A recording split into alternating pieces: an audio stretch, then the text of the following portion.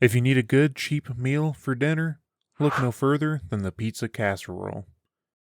Coming in at $11.06 for my Walmart and making 6 large servings, this is the perfect weeknight dinner for any family. Before anything, start off by boiling water and then start cooking your pasta. Only boil it for about 10 minutes, cooking until al dente. While the pasta cooks, de-seed your peppers.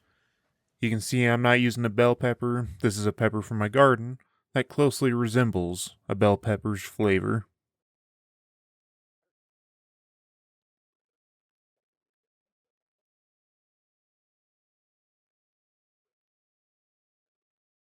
Now go ahead and dice up your peppers and put them into their own container for the meantime.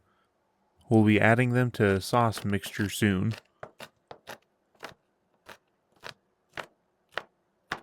Do the same with your onions and set them aside with your peppers. They'll go into the mixture as well.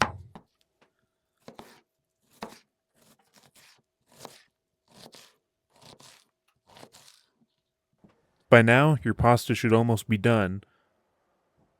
Once ready, drain the water.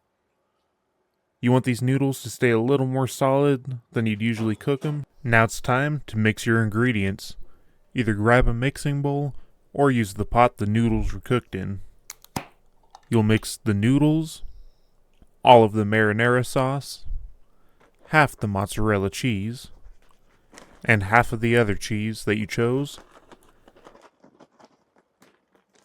And then add all your onions and all your peppers and mix it well. Now, grease a baking dish. I used a 9x13, but I wouldn't recommend using anything smaller unless necessary with how much this pan will be filled. Pour your mixture into the pan and lay it in evenly. Add the rest of the cheese from earlier to the top of your mixture.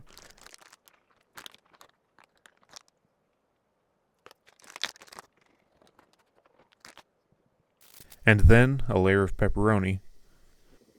Now, bake it in the oven at 375 degrees Fahrenheit for 20 to 25 minutes. Once the cheese is melted, it's ready to pull out.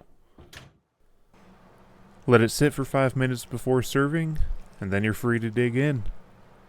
If you like this recipe, let me know by leaving a like and or subscribing, as I'm trying to reach 1,000 subscribers by the end of the year, and I'd love to see you all be a part of that journey.